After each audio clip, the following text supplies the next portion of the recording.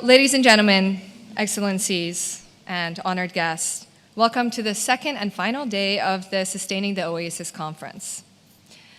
Now, before we get started today, I do want to make sure that I acknowledge a few people that were really key to making this conference happen and having it run smoothly. So, Maha Uraidi, Noor Al-Ghambarji, Luciana Gamara Moreira. You've been an amazing team to work with, and you've done everything in the background, so I just really appreciate, and many, many others, really appreciate all of the work that you've done.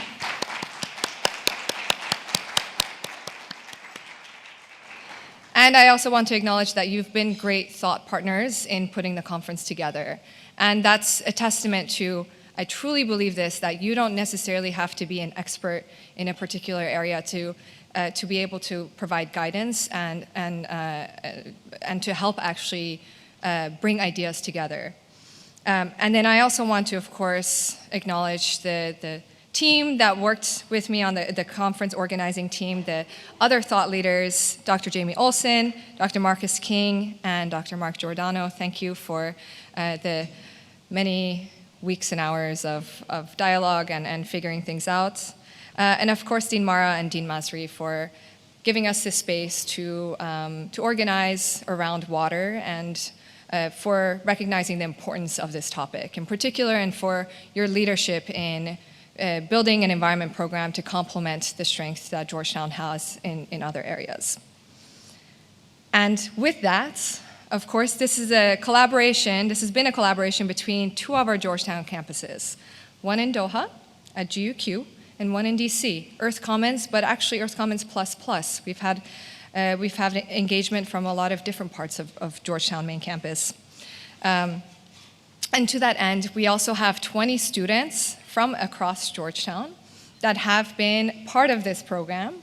They were competitively selected from the main campus in DC and from Georgetown University in Qatar.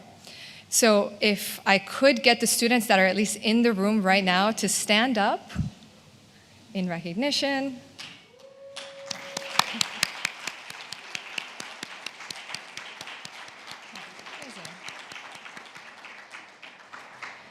And they've been part of every single session. They are taking notes for us, and as was mentioned, we really want to focus on having real tangible outcomes and in sharing the dialogues and things that will be coming out of these 2 days. And there are also going to be a select number of them will be doing a special performance in the afternoon, so hopefully you can stay for that as well. Okay, now a very brief recap. Really, I was so happy and so impressed with the quality of the discussions and all of the panels. And I think the people that we have brought together, I was just told actually that it brought up new ideas, brought up new ways of thinking, and that there's no better outcome for any kind of conference than that. So yesterday, Malcolm Gladwell set the stage for us by inspiring this group to take social risks and face the grand environmental challenges that our societies are facing with urgency. Climate change is one of the biggest non-ordinary problems of our time. And it has and will continue to have profound implications for water security in the region and really everywhere in the world. But I also strongly believe that when humanity faces these grand challenges, we find ways to come together and collaborate across the commons. And when it comes to water, what we are facing is a non-linear problem, as Malcolm put it. The water defenses and management systems that we designed 50 or even 20 years ago are quickly becoming overwhelmed and in some cases obsolete. So today, the focus of the conference will be on the interconnected issues around water, those around climate change, nature-based solutions, food security, urbanization. With COP28 just 2 weeks away, this is an incredibly timely dialogue. And as it was mentioned yesterday, among the other planned outcomes, the high-level findings from this conference will be shared with the COP28 presidency team in support of water-related efforts. And now, to help us kick off the day, I would like to invite His Excellency Ambassador Ferdinand Lahnstein. Ambassador Lahnstein is the ambassador of the Kingdom of the Netherlands to Qatar. And this is very important because the Netherlands has played a pivotal role in advancing the role of water on the global stage and in advocating for greater integration of water into the climate agenda. They serve as one of 2 water champions for the COP28 presidency, along with the Republic of Tajikistan. And on a personal note, I've spent time in the Netherlands studying water management, flood management, at the Delft University of Technology. And it was really a profound experience to learn about water management in a country that takes it so seriously and that embeds it across the governance, across the consciousness, and really everybody is aware of the risks around water. So with that, Ambassador, I invite you to please come up and share a few remarks on behalf of the Netherlands.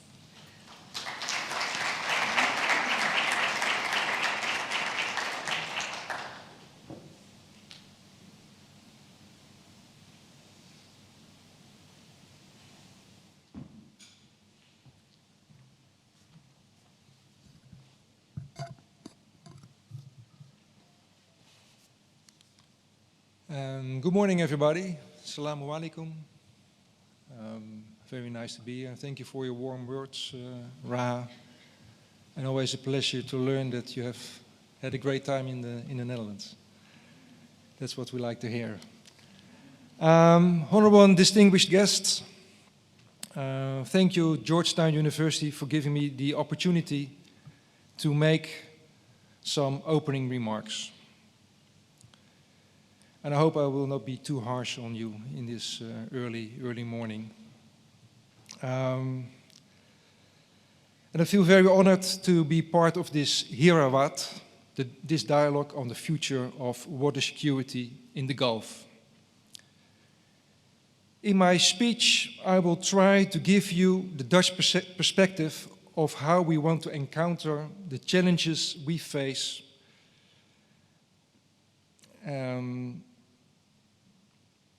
due to climate change. Of course, the context of the Netherlands is totally different from the Gulf region, but perhaps there are some interesting points to take into account. And in order to do so, I need you to tell a little bit about the country, my country, in relation to water. The Netherlands is for a large part basically a delta area of 2 large rivers. And the largest river, the Rhine, starts all the way back in Switzerland. And other parts of the Netherlands were created by reclaiming large parts from the sea. And roughly 26% of the landmass of the Netherlands is below sea level, and almost 60% of the landmass is sensitive to flooding. And to protect urban, industrial and agricultural areas, we have created almost 18,000 kilometers of dikes to resist the water. And once every 2 years, these dikes are being tested for the effects of climate change. And based on the latest inspection, more than 50% of the Dutch dikes are not meeting the safety standards for the year 2050. And in order to reach those safety standards, we will need between 15 and 30 billion euros to bring the infrastructure of the existing network of the dikes up to standard. The latest climate change scenarios of the Royal Netherlands Institute of Meteorology show that the speed of sea level rise is highly uncertain and highly unpredictable. And as Malcolm Gladwell was putting it yesterday, we are facing a non-linear problem in time. It makes a huge difference how much greenhouse gases are emitted globally and/or to what extent the melting of the ice caps of Antarctica will accelerate. And at this moment, we basically don't have a clue what and where the tipping point will be. In some scenarios, our North Sea could rise this century 1 to 2 meters. And around the year 2150, about 3 to 5 meters. If, and this is a big if the global emittance of greenhouse gases will sharply decline, the process of rising sea levels might slow down. And ladies and gentlemen, the good news is that technically we will be able to protect the Netherlands against sea level rise of approximately 3 meters with the current methodology of even higher and stronger dikes. But the flip side of this is that we are reaching the limits with our proven technology. And to give you a few examples, more than 2,000 kilometers of dikes need to be strengthened for each meter of sea rise level alone. And higher dikes need sometimes to be more broader, sometimes up to 90 meters, which might clash with our existing spatial infrastructure. And the amount of extractable sand from the North Sea will become a limiting factor, since we need 4 times more sand to strengthen our dikes in the near future. The real bad news is that with even higher dikes, we will face other water problems. For instance, the water flow from high to low from larger rivers might become far more difficult. And pumping out rainfall water will also become an issue. Huge pumping stations are needed to pump the water out of the rivers and the land to the sea.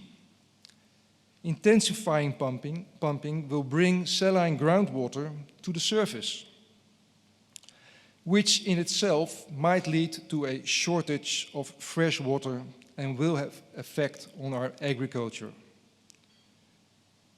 And the impact of a relatively scarce nature landscape will be dramatic.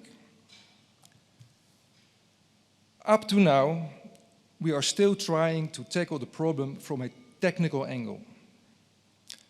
Since 25% of the Dutch population lives under sea level, and our main economic centers are based on the sea level, it's difficult to make a paradigm shift.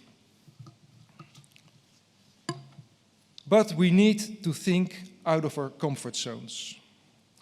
For instance, by relocating our main economic and urban centers to higher ground, and reusing the available areas for restoring and protecting natural freshwater stocks to save water for dry periods and reducing the impact of floods. Our time is slowly but surely running out, and we need to start making some fundamental choices.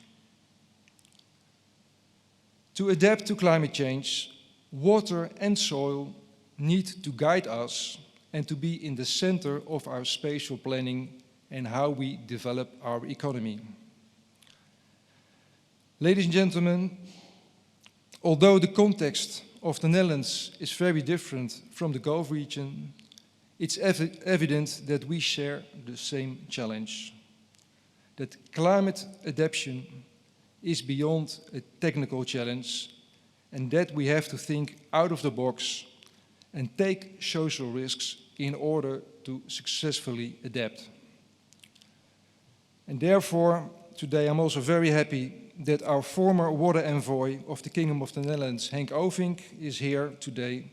And I'm sure that he will share his knowledge and experience and insights with us on this important topic. Thank you for your attention. I wish you a fruitful and great day, and hopefully a lot of interesting solutions come to the table today. Shukran jazilan.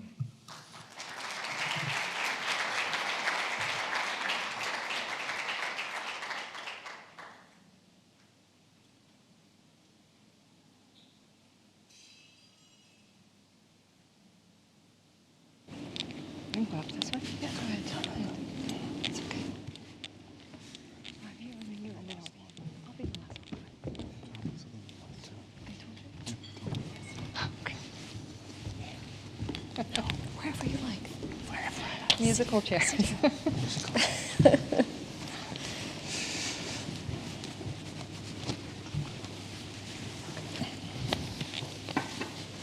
All right, we're all here. Good morning, everyone. Thank you for coming to the second day. Is my mic working? Yeah. Can everyone hear me? For those not here yesterday, my name is Natasha Hall. I'm a senior fellow with the Center for Strategic International Studies, where I lead the program on water and the future of the Middle East. I'm really pleased to be hosting this panel with such excellent speakers today. Today we're going to discuss how international climate negotiations, and particularly COP28, can apply to the unique socioeconomic and ecological realities in the Gulf, and how they can better foster water security more broadly. And we're going to try, within an hour, to identify actionable strategies to bridge the gap between global climate goals and regional water needs. And we hope to have everything solved in about an hour's time. So, without further ado, let me have provide some opening comments on this. The link between global climate goals and regional water needs seems to be quite logical to me, especially as climate adaptation plays a much larger role at the COP, which seems to be appropriate given it's been in the Middle East for 2 years running now. As one hydrologist once put it to me, if climate change is the shark, water is the teeth. And yet 71% of international climate finance to the MENA region from 2003 to 2021 went to climate mitigation, and less than 15 of that went to water and sanitation projects. Now the Gulf will be particularly integral to both the mitigation and the adaptation piece. As energy producers, they may be the last to transition. And even if oil-rich Gulf countries are able to withstand much of the effects of climate change, they may be affected by their neighbors' water insecurity and higher temperatures.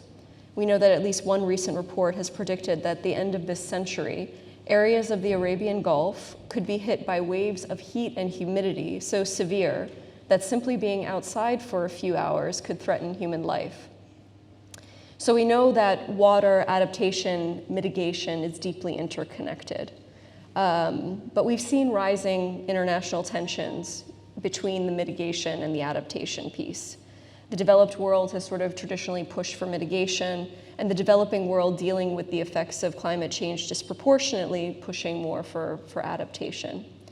And also, water has not traditionally really been a part of COP negotiations. And yet they're very interconnected. A lack of a more resilient and adaptive agricultural practices are leaving farmlands fallow and potentially exacerbating climate change and displacing millions.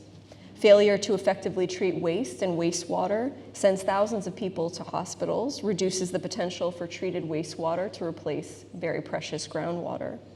And it adds to methane emissions, which are 80 times more potent at warming than carbon dioxide. So I wanted to sort of have an icebreaker question for each of you to answer as you wish. How can COP sort of build this bridge between these real everyday concerns, of which water is a huge component, obviously, and this sort of amorphous climate change that it's been difficult to really, I think, break ground, especially in the global south? And how can water be part of that focus moving forward? And we'll start with Mr. Henk Ovink, who was appointed in 2015 by the Dutch cabinet as the first ever special envoy for international water affairs. In this capacity, he co-led the UN 2023 Water Conference, the second ever and first since 1977, bringing the world together in New York. As the ambassador for water, he was responsible for advocating water awareness around the world, building institutional capacity and coalitions amongst governments and multilateral organizations, the private sector and NGOs, and initiating innovative approaches like water as leverage to address the world's stressing needs on water. So I can't imagine a better person to answer such a question. Thanks so much, Natasha, and it's great to be here. And thanks Georgetown University and its partners for having me. Inspiring. Very necessary question also in the lead up to the COP. As you rightly address, water has been absent from the negotiations. While it's key for both mitigation, not only because of the emissions, but also if we look at how we actually treat our fresh water. Fresh water is in our grounds, in our aquifers. Fresh water is in our rivers and our lakes. Fresh water is stored in our glaciers and in our pools. And that fresh water is diminishing at a rate we haven't seen before. We see a water crisis looming where freshwater availability is only going down every day, while freshwater demand is only going up with inefficient industries, agriculture, and energy sector. So we have no clue about how to deal with that scarcity of water, and at the same time, because of deforestation, bad planning, increased climate change, or pollution, we see more green water, water evaporation, being transported across continents, so not nations. So water, as a groundwater being transboundary, as rivers being transboundary, now is continental, is a global issue.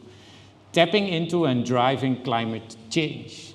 On top of that, those emissions, wastewater treatment plants around the world, which we don't have enough of, emit more than all the shipping industry in the world. So a big force in climate change, and at the same time for adaptation, it's key.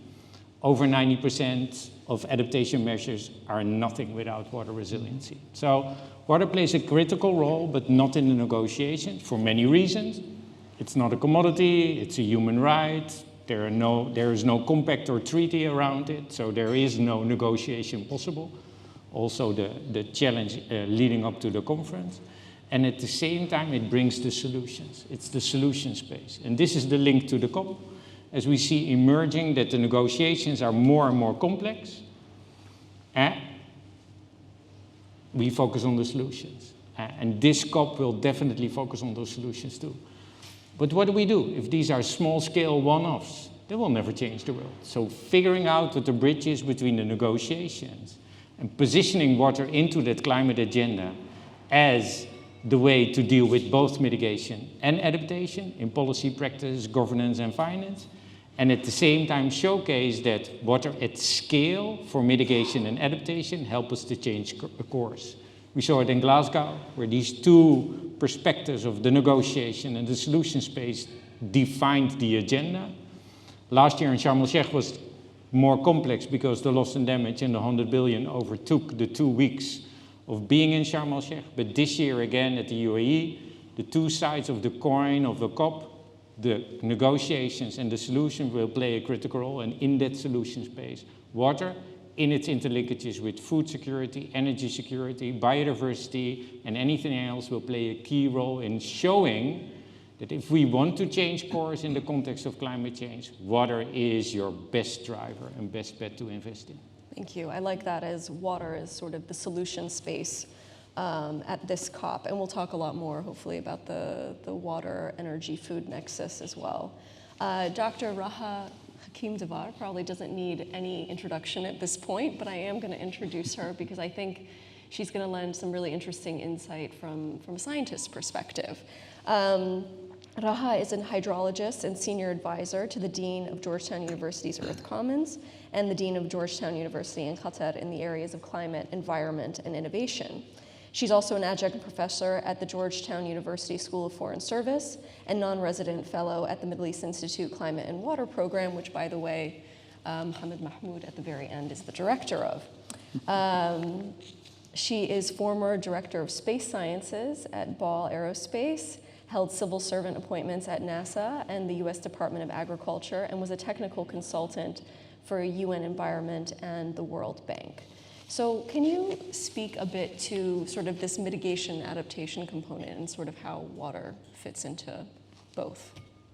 I can, and I actually want to pull it back for a moment. Yeah. And I want to give a very honest answer to kind of the question that you posed earlier. There's a lot of skepticism among the science community with these processes like the COP.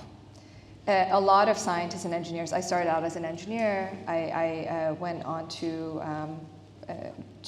do science in hydrology.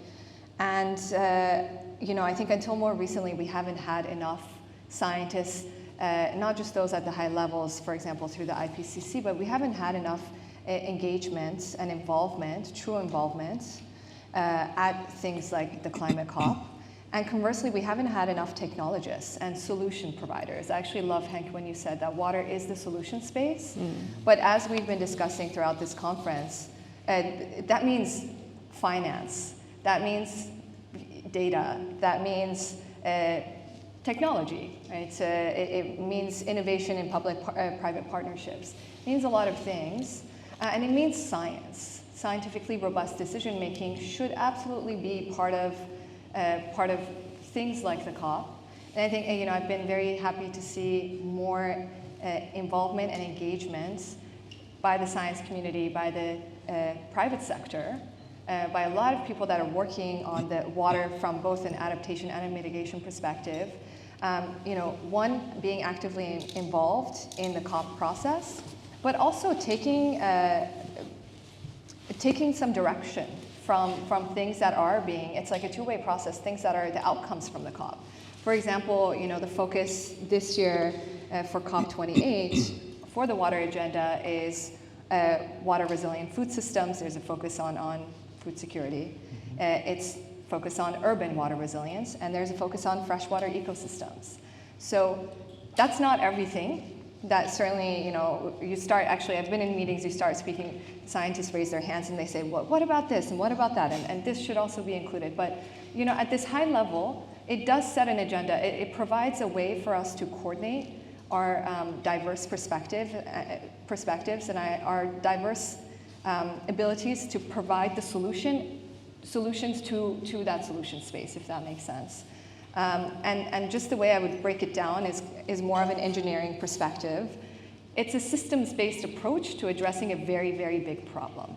It's breaking it down and giving the different sectors and people, in the science and technology and engineering sectors, things that they can really focus on, building solutions around. Thank you. Yeah, hopefully we'll get to some of those solutions in a moment. Mohammed Mahmoud is the director, as I said, of the Climate and Water Program at the Middle East Institute. And Mohammed has held leadership positions in several organizations, including the chair of the Water Utility Climate Alliance, a coalition of 12 of the US's largest water utilities that collectively provide water to over 50 million people, with the purpose of providing leadership and collaboration on climate change issues that affect water agencies. He's also conducted water management research and work for the MENA region, most extensively on the Nile River Basin, where he's written some excellent stuff, and formalizing the administration of Saudi Arabia's groundwater resources. So I think you have a very interesting perspective from the DC policy world, Arizona, and some of our own unique water insecurity challenges. And I know that you've been working hard on the COP coming up, so please go ahead. It's always a tough act to follow Henk and Raha because they're just so eloquent in delivering their points, but I will try my best. But I will pull on a couple of threads that they put forth. And to answer your main question that you posed to all of us, I think part of the issue is that at that level, when we think about the COP meetings and climate negotiations, the UN level, water is viewed at such a very thin lens, and that's kind of what Raha was talking about. But it's so important, to pull on Henk's point, that much of the issues related or impacts related to climate change are associated with water, as well as much of the potential solutions, certainly on the adaptation space, are related to water. And the reality is, it's not just an accessory to a means towards other goals, right? Raha brought forth part of the agenda is always this focus on food security. Very important. Don't want to negate that importance. But you don't get to food security without water security. It's almost impossible.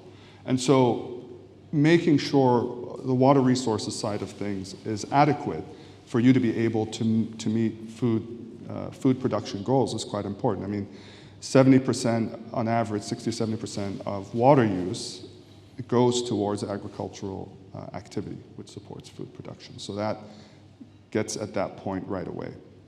Also, looking at it from the UN level, look at, for example, Sustainable Development Goal 6, to provide clean and safe water. That's a water quality component.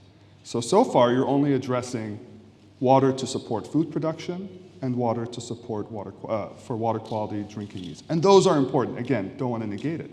But water issues are more than that.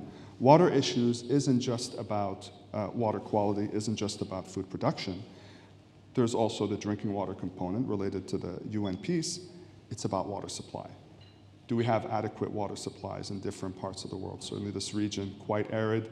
Evaporation exceeds the amount of natural precipitation by orders of magnitude. Do you have adequate freshwater supply? Can you then shift to producing non-conventional water supplies, of which this region is quite dependent on when you think about desalination? It's also more than that. It's also about water demand. Where is your water going? We talked about water for agriculture to support food production, a little bit about water for drinking water. Water is also used for industrial needs and development. So your demand impacts the need for water. So that is also a component. And one that I think is also most forgotten or least paid attention to as part of the water component is water conveyance. How do you get water from where it is to where it needs to go? And it's not just a matter of pipelines and channels and that type of thing, because as you're transporting water, there's always a component of water loss, either through evaporation in open channels, water loss in pipeline systems. That's critical water that could be used to meet your demands at the end point. So it's more than just the things we've been looking at. And I think one of the ways to do that, I mean, part of it's an education problem, to make folks aware that it's more than this thin lens that we traditionally view water at, these levels of negotiations and meetings. But it's also having the right people in the room, as Raha mentioned, that can talk about these issues and widen that lens when we have these negotiations, so that we really look at this problem holistically and address it at that level appropriately. Thanks, yeah, and we will get to that sort of connection between energy security also, which the water sector is also a big energy user as well. Henk, given your extensive experience in international water diplomacy at this point, as the first water ambassador for the Netherlands, how can lessons learned from successful water management practices at the national and at the subnational level in places like the Netherlands potentially be applied to address water security challenges in a place like the Gulf, which is a fairly different environment? I think we can learn a lot from each other from around the world. But to answer that, I also want to relate a little bit to your earlier question and what Mohammed and Raha just said, is that there is a real disconnect between how we talk about these issues and how it works in practice. Because we all agree that food security without water security is impossible. And then we also know that the food sector is drinking away 70, 80, in some regions, 90% of all the water available. And at the same time, in the UN context, with 2 food system summits in the past, there was nothing on water security. So we can agree in a room like this, with less water aware people, you could say, that we have a world with food security without even talking or thinking or agreeing about water security. That is totally possible. That looks ridiculous, but that just happened 2 years ago and this year again. Yeah? So this is not something of 20 or 50 or 100 years ago, and it's actually something of now. Well, in practice, every farmer or food producer knows that it is impossible. Ajay Banga of the World Bank explains it very clearly. When there's no water, there's no food, and then everything starts to fall apart. There's no employment, there's no income, there's no education, there's rising inequalities, and there's death and despair at the end. So, not a good idea, but we can agree on food security without it. So, bridging the gap between the negotiations, climate, food, energy the same. The Ukraine war broke out in Europe, and the first thing European countries and the European Union and finance and energy sector said, wow, energy. Let's figure out how we mitigate this critical challenge. 25% of energy production in Europe is one-on-one related on freshwater availability. We fixed it more or less, figuring out a way out of the dependency of Russian gas. And that was the same summer, which was the 5th or the 6th in a sequence of droughts.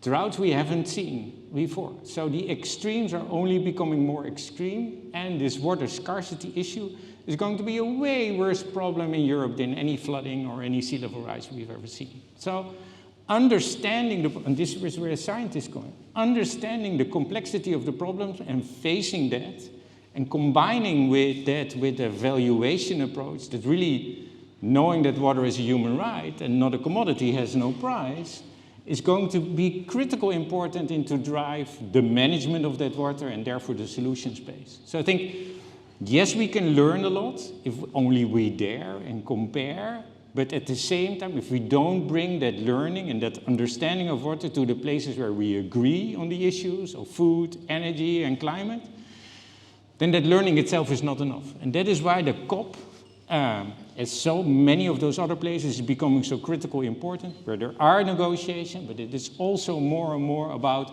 how are we going to get this done? What are the solutions that we can bring to scale? What are the validation and evaluation models and the financing behind it? What is the governance we need? I think the how of those solutions and the solutions themselves help inform, or perhaps you could say, if I can use the word mitigate in a different way, help reduce or mitigate the risk of these negotiations going to waste. And I think this is the exact combination. And to your question, yes, in the Netherlands we know a thing or two about wastewater treatment, energy capturing, treating water, but our infrastructure, like also here in this region, and this is interesting, our infrastructure from the past is designed to transport water, being it for drinking or agriculture or mitigating flood.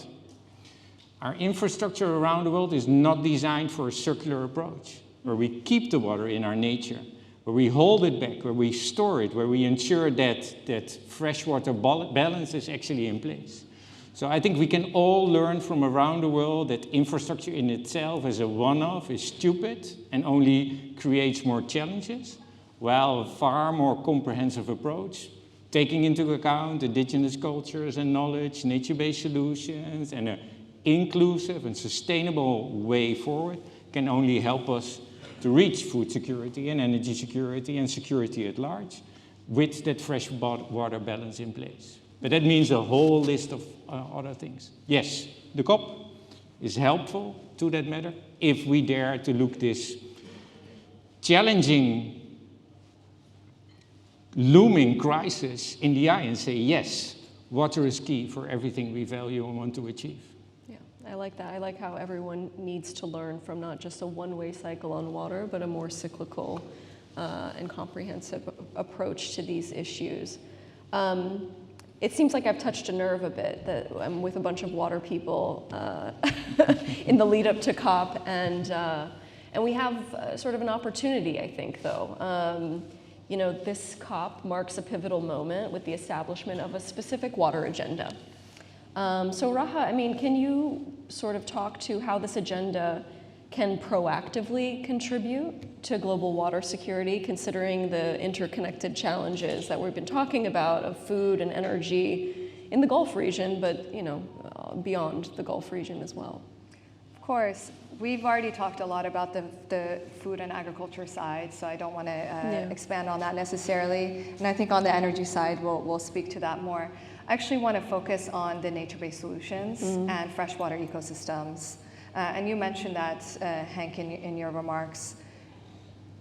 When it comes to natural systems, so for example, wetlands, whether they're in the coast or inland, there are incredible carbon sinks in addition to protecting us from things like sea level rise, to protecting the integrity of our water systems, and in helping us manage things like flooding and manage things like in cities, urban heat islands, when you integrate green infrastructure. So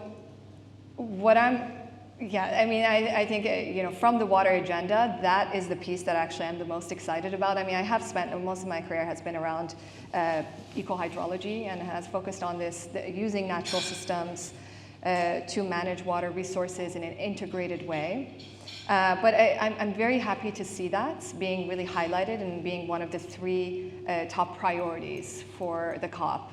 And I think there's a very specific goal as part of the water agenda for the ecosystem health portion, which is to achieve, I think I actually wrote it down, so by 2030 to restore 30% of the total global wetlands, many millions of hectares of wetlands. That's really important. But what's important is also how we do that. The how is very important, and the where, and the who does it. Because when we talk about integrating things like nature-based solutions in the climate context, sometimes what I worry about is that it gets a little bit overwhelmed by the carbon benefits, and we don't think about the trade-offs with water.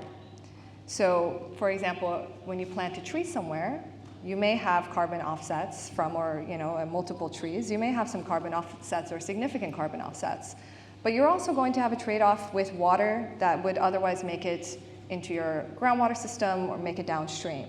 So again, that's where kind of the science and the data are really important, and why we need to take a much more collaborative approach in how we hold ourselves accountable to meeting these targets and how we measure things over time. It's one thing, it feels good to do things, it does. It feels good to say we restored this many millions of hectares of wetland, and we planted this many trees in this country or in that country. Let's say funding came from X place or Y place. But at the end of the day, holding ourselves accountable to what are the real outcomes, and has this actually helped us achieve real success when it comes to our water goals within the climate context, is really important. And so, that would be the piece that I'm really the most excited about, but also I think we have a lot of work to do to hold ourselves accountable to how we actually implement these things, as hard as it is just to even reach the agreement on what we're going to achieve. Can I ask a quick follow-up question on that? How do you get people to prioritize that? I think it's our collective consciousness it seems to have just changed with time. I mean, it's a bit funny, but when I look to the younger generations, it's much more obvious to them. I grew up with this I studied engineering, I studied civil engineering, I was a structural engineer, and then I pivoted. It was such a linear way of thinking. And I think part of that is just the way we've changed. And then the other part of it is seeing examples and having people connect with nature. One of the things, yesterday, one of the panelists said, do you know where your water comes from when you open the tap? Mm-hmm. And is that coming from a watershed, or is that coming from the sea or the Gulf? Understanding that is very important. And again, I reflect a lot, especially in this region, to the history and how close we were to nature, how important water was to Islam, but to the way that we built our cities, the way that we socialized. And that is a connection with not just water, but that's a connection with everything that is water, which is nature, which is food. I mean, it's all of those things, but really, I think to me, it's that natural piece. We need to get back to that time, And I think just one last thing, because one of the other top priorities in the water agenda is urban water resilience. And to me, part of that is also the integration of nature-based solutions, green infrastructure in cities from the urban context.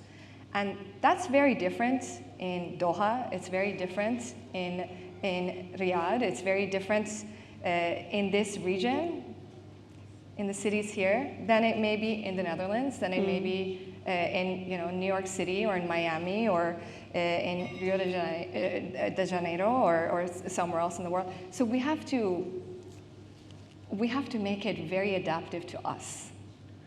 And that is also another part of, I think a call to get more people to think creatively about what is the future of our infrastructure, whether it's green or it's built, what is the future of that? And how do we integrate nature into everything that we do? Because it's figured a lot of things out for us. It's very good at managing water. The natural system is very good at managing water quality, water quantity. And so we need to collaborate a little bit more and become more, have it be more central rather than something that we put aside and we build over. Right. Yeah, it's very interesting. In my motherland in Jordan, everyone knows where their water comes from because they don't know where it might come from in the years ahead, right? I mean, it's you don't know the importance of water until the wells run dry, right? And so we want to do something before we get to that point, hopefully. I wanted to remind everybody that you can use the QR code on your table to ask a question to any of the panelists, and then it will magically appear here on my screen. But before I get to those audience questions, Mohammed, partnerships and collaborations are vital in addressing these sort of complex water issues. So, what role can a research institution like the Middle East Institute or others, or civil society organizations even, sort of play in supporting governments and international bodies to implement sustainable water management practices and, dare I say, prioritize sustainable water management practices? Yeah, I think there's a great opportunity, and if not realized, a huge missed opportunity. And I'll use data because we're scientists or former scientists or wannabe scientists, so we like data to illustrate this point. So earlier, I think it was earlier this year, towards the end of last year, an organization called Arab Barometer that does surveys of countries across the Arab world on different issues. And they did a survey on, largely called under the environment category, but addressed issues of climate change and water. And some of the outputs I found very interesting. So one of the questions they asked was, prioritize what are leading environmental issues in the Arab world, in the Arab region.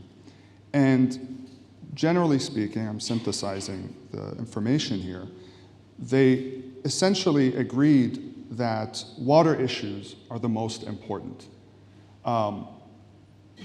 Oddly or ironically, they viewed climate change as one of the least important issues, which addresses maybe a disconnect in terms of information and how these things are connected. And they also recognize things like the importance of water pollution. And so, to me, that tells me that at least at a certain level, at the community aspect, the citizen level, in this part of this broader region, folks understand the value of water. They may not make the connection of implications, how it's connected to climate change or other, but at a fundamental level, they do understand. And so I think that's a great starting point in terms of engaging citizens, or maybe make it formally civil society, in terms of water issues. And when we think of things like adaptation certainly occurs at many levels, at a governance level, at a municipal level, at a city level, but it also very fundamentally occurs at an individual level, at a citizen level, at a community level. And we think about things that Raha mentioned in terms of urban sustainability and adaptation. That begins at home, right? You're more efficient in how you use your water. You're more efficient maybe if you have a garden or landscaping, how you apply water there. So all these adaptations in general, but certainly on the water side, can really start at the citizen level. And that's the cycle of how you get into behavioral change, right? Behavioral change tends to be something that's observed. it's almost a group herd mentality. Oh, she did it. Oh, this is a friend of mine. I like what she's doing. I'm going to do the same thing. Oh, this city set out the standard of how to be more efficient in our water use and green spaces. So the behavioral change that leads into larger change at a larger level always begins, in my point of view, in that small level. So that's the opportunity there at the civil society and citizen level. In terms of the researcher aspect, it's also, I don't think it's a missed opportunity. I think we can expand that, where a lot of innovations that lead to enhancements in how we use water, for example, water efficiency. A lot of technologies in terms of improving water efficiency in multiple sectors, certainly the greatest opportunity in agriculture, has come from research innovation. There's innovations that make drip irrigation even more efficient than what it is. And similarly, innovations in urban water use and industrial use. So maybe more technical researchers, but even policy type researchers are important in terms of connecting that technical or deeply nuanced information and data to a larger audience so that they can understand and then bridge the opportunity to onboard or mainstream some of these technical innovations into larger society. So there's absolutely not just the usual speech. Yes, we need to be more inclusive, but there's certain very specific pathways on how you engage research community, both technical and policy, as well as civil society and local citizens. Yeah, that's really interesting about the Arab barometer, the difference in the gap between water and climate change. I was just chatting with someone the other day and remembering Earth Day, which is one of the most successful environmental movements in history. In 1970, about 20 million Americans turned out. That was about 10% of the American population at the time. And they turned out not because of just the environment. There were hardcore environmentalists, but for the most part, it was because people could see, smell, taste pollution in their everyday lives, right? And I think water provides that linkage for us today. And I think that leads me to a question from the audience, which we've touched on, but I wonder if you guys could sort of get into the weeds on it. Because as we approach COP28, what are the specific actions and policies that you believe would be necessary to more fully integrate water resource management into these climate negotiations going forward? And I might just add another question from Jonathan Hendry, in that if any of you want to speak to it, which is, what are you involved in COP28 this year? And any of you can, Henk, if you want. Yeah. Also, trying to make a little bit of a bridge between what Raha and Mohammed just said and this question on how to bring it towards the negotiations. I remember leading up to the Glasgow COP, being part of a conversation on food security, and and this was a room less large than this. We're about 40 people in that room, closed door, decision makers from a political level, from finance, from private sector, policy makers, academics, professors from across the world, way more intelligent than I was. So I was listening for 5 hours, and this was all about food security and climate. And after 5 hours and a lunch, the word water was not mentioned once. So at a certain point in the discussion, I said, hey, how about water in the context of food security and climate? And this whole room turned to me, as being the only water person apparently in the room, said, you solve it. And of course, it's ridiculous because that's impossible, but in the context of where we're heading into your question is that we can use that as an advantage. So yes, we're siloed and we don't make those connections, and we should. But every conversation on water, if you turn it around, is about making those connections. Because everybody has something to gain and lose. It's an individual gain and loss, but it's also an institutional gain or loss. Institutional, public, private, finance, and across, informal. You will always lose something if you don't care of water. You will always gain something if you do, and more importantly, if you do it together. And this is true on the scale of a river basin, an aquifer, a lake, but also in the context of how we see these downpours and droughts impacting us. And the water space can help bring those solutions that go way beyond only WASH. They are about nature-based solutions and tapping into indigenous cultures, not only in the solution space, but also in the way how we govern and work together. They tap into how we value nature and the environment and help us understand that it's more than a financial value and a short-term win, but it's really about adding value across the board. This is why we designed these 17 Sustainable Development Goals. We find water in each and every one of them.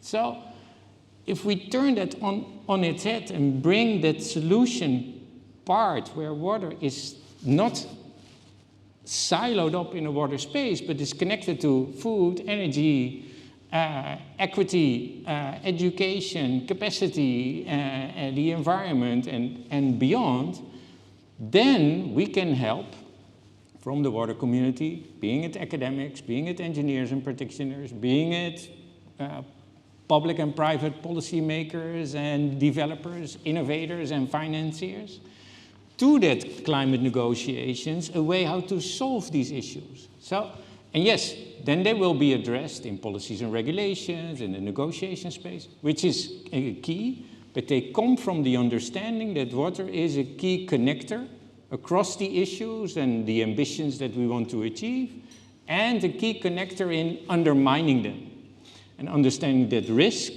and the cost of that risk for human life and suffering, as well as for our economies, and bringing that understanding of that risk into how we approach the added value if we take care of water, might even help. We set up the Global Commission on the Economics on Water, which is the third after Stern and Dasgupta. Stern on the economic review of climate, Dasgupta on the economic review of the biodiversity. The Commission shows the insight in how we lose our fresh water and how green water is impacting, increased, exacerbated by climate change, our economies. It helps us understand the economy through a water lens. If that understanding can help drive how the climate negotiations work, I think there's the scare part of it, risk, and there's the opportunity part of it, solutions. And solutions at scale that work in an urban or less urban context, in the industries at risk, looking for an alternative to where we're currently heading, are key. So there's no easy answer to that question. I think water can help by itself and in the connection address the many issues that are part of the negotiation space. And the water-driven solutions across the board help us also bring those solutions for mitigation and adaptation at scale across the world. Yeah, that's a really good way of thinking about it. I mean, I wanted to go to Raha with the same question, but pose it to you as a scientist, because you were mentioning how scientists need to be more in the room with these discussions. How do you think science, technology can play a role in sort of prioritizing this issue and mainstreaming it through climate negotiations, but also all of the SDGs? Big question. I will answer that in a moment, but actually I just wanted to share the first thought that I had when you asked the question initially was, people like Henk and others, Mohammed, there's a lot being done to inform this process, right, of what goes into the COP. But what I would really like to see is more countries actually agreeing and committing to the water agenda, and especially more countries in this region. So just that was the first thought that I had, and I think that is very important in national level leadership. Then it's everything that comes after that. So a lot of the piece that I really think about and work on is the solution space. How do we implement? And yes, we do need to be in the room as part of the decision making, but then it's the what happens after. Right. And actually just a couple of examples that I think are good ones to share in that. So at the last COP in Sharm el-Sheikh, one of the things that came out of that and was an announcement by the World Meteorological Organization for a program called Early Warning Systems for All. And that is a commitment by 2027 for no country to, or for all countries to have an early warning system. So that means early warning for things like disaster-related things like floods and droughts and even beyond that. So that's quite, when you break it down, that's actually a technical challenge. It's social as much as it is, and governance as much as it is technical, because a lot of our early warning systems actually are supplied by data, and they're supplied by a mix of data, whether it's things that we measure on the ground or it's from satellites increasingly. So this $3.1 billion commitment to help implement this this initiative is making its way into programs. And that is, in one, the WMO is part of the UN system. And the strength of that is that it can bring the community together, the community of technologists, scientists, the data providers, as well as those on the other side. That would be on the receiving end, I guess, or on thinking about the applications, not just from a technical perspective.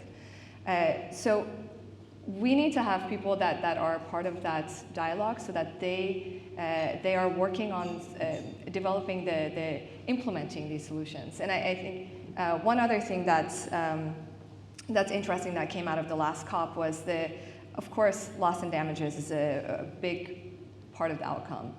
But how do we measure that? How do we account for that? And so one pilot project now that's being led by the UAE, the COP28 presidency team, the UAE Space Agency, and Planets, which we have somebody here in our conference from Planet as well that's working on that, is a loss and damages atlas that uses satellite data. This is not easy, by the way. I'm not saying this is the solution to everything, but it's just an example. It's bringing satellite data into a platform that can help us bring accountability and transparency into how we do this how do we even track what is risk for the countries that would be receiving the loss and damage funds, and how do we take that physical risk and merge it with the vulnerability, and then put a financial accountability to that, and also then add to that where emissions are coming from. We can measure greenhouse gas emissions from space. We can measure things related to impacts of climate change on the ground, whether it's for small islands or large urban areas or entire countries. We can measure many of those components from space. It's not perfect, but it can be a starting point, and it can be a type of platform where we have the scientists, the data providers, technologists, and those on the policy side coming together to have some dialogue. And when you have, data does, I don't mean to just sell it as, again, that's the solution, but it can bring people to the table. It can give us a common language, and it does, very importantly, give a language to nature. It allows us to communicate with a very important stakeholder, which is the natural system, so that we can really measure what do we mean by change. And then you mentioned the SDGs as well. One of the projects I worked on when I was at NASA was SDG 661, which is water-related ecosystems indicator. And what we were finding, no surprise, the world is not on track to achieve SDG 6. There are many, many reasons for that, but one of them is lack of data. So when you don't have enough baseline data to even just know the state of where your water accounting is, where your wetlands are, how much you have, how much degradation there's been, it's really difficult to track change, right? What is progress? If I don't know where I'm coming from, how do I know where I've gone and where I need to go? And so what we did is to, basically show how we can use satellite data. It's not complicated, actually. It's things that are pretty proven methods, data that we've been using for a long time, but they've just been in academic journals largely, and we've been talking to each other and saying, yes, we can do this. But the SDGs, right? This collaboration with UN Environment, who's in charge of SDG 661, it allowed us to have a platform to share that. and to make it actually usable and useful. So now, every single country in the world has a starting point data for SDG 661 that comes from satellites. It doesn't mean they have to use it. It doesn't mean they have to agree with it. It's up to the countries to decide whether they use it or not. But it's helpful because they have a starting point, and hopefully that it's helping to build capacity in terms of technology integration and adoption in many countries that need it the most, right? Where there are the most data scarce is also where they're seeing the most impact from climate change. Thank you. That was really interesting, and also thank you for somewhat answering one of the other audience questions that just came in, which is, how do you use technology and innovation to, address sort of the regional disparities and global disparities that we see? And I think that early warning system example especially does achieve that. We're nearing the end, but Mohammed, maybe you could speak a bit to one of the points that Raha made, which is, how do you get governments in this region, which, it is the region where 12 of the 17 most water-stressed countries in the world are, to really prioritize this? What are some tangible things that you're trying to do in order to achieve that? And I know, again, you're hard at work on COP28, so if you want to speak a bit to sort of some of the things that you're trying to achieve there, and what makes you hopeful? It's like 4 questions. That's like 4 questions. So you can just choose whichever one you You're want. capable of answering, that's why. Thank you. I'll offer a perspective that kind of links a little bit to the previous question, maybe transitions to one of the questions you asked, which I think I put in my hat as a former water manager, and I used to work in the US Southwest. The thing about water management, this is sort of both good news and bad news, is unless, for the most part, of course, excluding if you're in an area under conflict or have experienced some form of disaster, natural or otherwise, for the most part, water managers or water utilities or organizations that are managing the acquisition, delivery of water have a handle on it. Because, I forget who said it yesterday, you turn on the tap, the water comes out, that's all you need to know. For example, you drive your car, you don't need to know how your car works to drive your car, you just need to know that that water is coming out of your tap. And for the most part, that is the case. Because of that, it's almost taken for granted and forgotten what it takes to get to that point to ensure water is available for essentially most of the needs. I think when it comes to our aspect of how we manage water, it's the stresses. It's not, again, outside of very exceptional circumstances, it's not necessarily the interruption. So what ends up happening is the issue does not get magnified unless there is a severe disruption into our water systems, right? I use the example in US, Flint, Michigan. When water was not available or polluted water was coming out of pipes, that was a big issue. So people don't pay attention to, and I think Malcolm Gladwell brought this up yesterday, we don't celebrate our successes as much as we magnify our failures.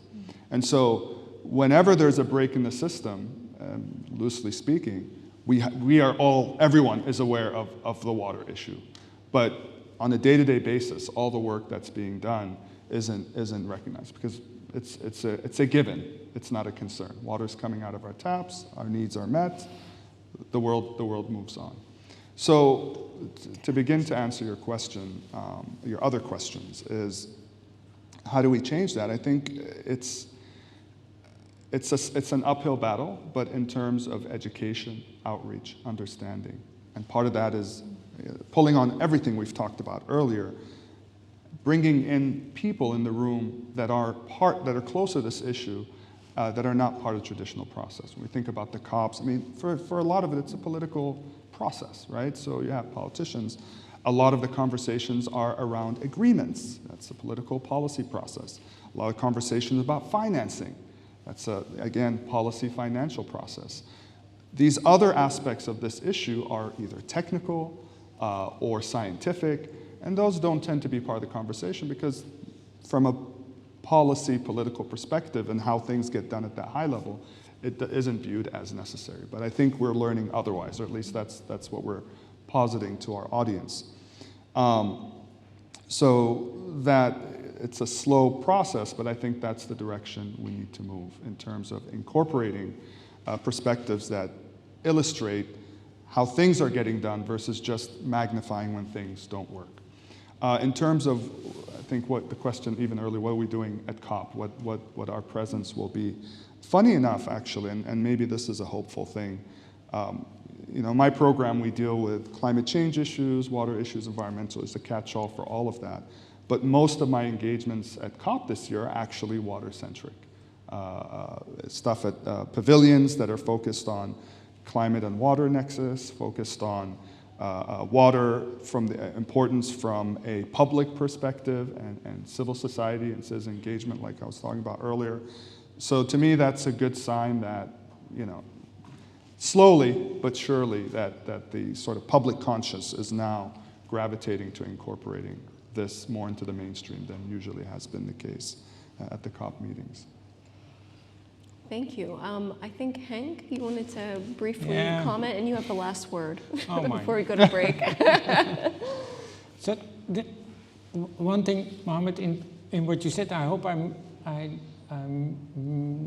did not understand you right, because it's 2023 moving towards 2024. So this is, we should all be in a pretty good place in understanding the challenge. And over 2 billion people, which is more than a quarter of the world population, do not have access to safe drinking water.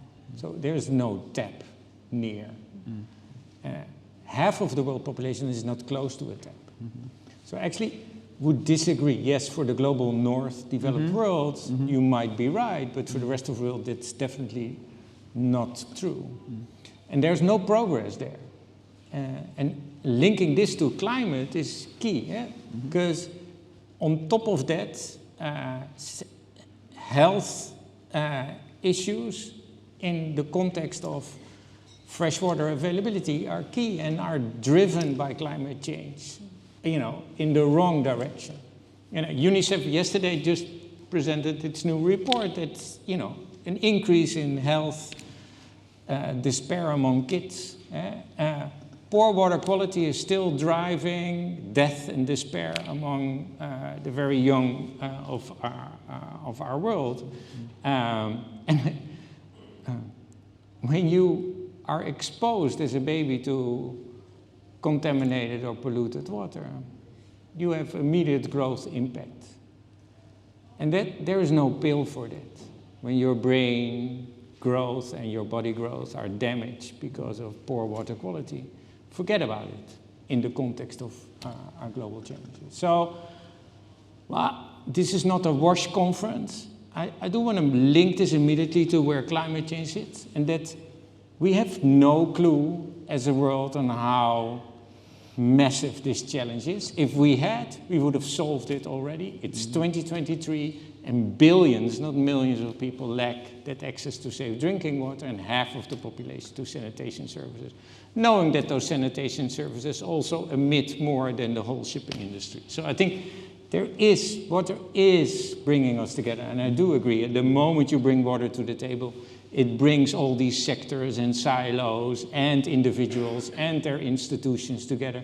It provides an opportunity to bridge not only across sectors, but also to cross generations, bringing in the young and the more experienced. It helps us understand what climate change really is about and provides a mirror, an alternative to the solutions that we can bring to the table. So yes, I think water is the gem we often forget, a real opportunity for all these conversations. And I think from here to the world and back again, it is the opportunity to show that the climate-related challenges, being them environmental or social or institutional, can be dealt with, starting with changing how we deal with water, and bringing water to that conversation will definitely help. Thank you. Thank you so much, Henk. I think it's that balance between really highlighting the urgency and the progress that's still needed, but the progress that's been made. And just to pick up on the point that you just mentioned, I was actually looking for these statistics because unfortunately I've had to work on quite a number of cholera outbreaks in the Middle East recently. But I looked up the UNICEF statistics. About 15 years ago, it was 5,000 children a year, or actually a day, sorry. 5,000 children a day were dying of waterborne illnesses. The statistic today is 1,000. So you can look at that in two ways. 1,000 children per day, it's not great, but it's better than 5,000 per day. Yeah. So with that, I will leave you all to your breaks. I think we have 10 to 15 minutes, if I'm not mistaken, before the next high-level panel. But thank you, and thank you to our excellent speakers. I look forward to hearing more from, actually, at least two of you later today as well. Thank you.